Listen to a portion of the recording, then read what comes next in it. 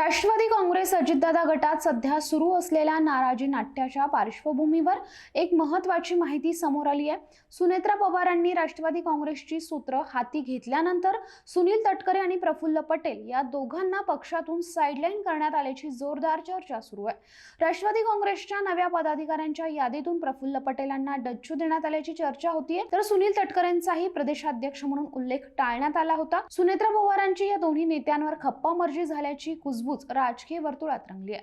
यानंतर सुनील तटकरेंनी अचानक 12 मेला शरद पवारांच्या निवासस्थानी जाऊन त्यांची भेट घेतली होती। मात्र त्याच दिवशी प्रफुल्ल पटेल हे देखील शरद पवारांना भेटून गेले होते, अशी नवीन माहिती आता समोर आली आहे। सुनील तटकरे हे 12 मेला रात्री शरद पवारांच्या मुंबईतील सिल्वर ओक निवासस्थानी भेटीसाठी गेले होते। तटकरेंच्या या भेटी आधीच प्रफुल्ल पटेल हे देखील शरद पवारांना भेटण्यासाठी आले होते, अशी माहिती आता उजेडात आली आहे। राष्ट्रवादी काँग्रेसमधील या संपूर्ण नाराजी नाट्याबाबत प्रफुल्ल पटेल हे आतापर्यंत मौन बाळगून होते।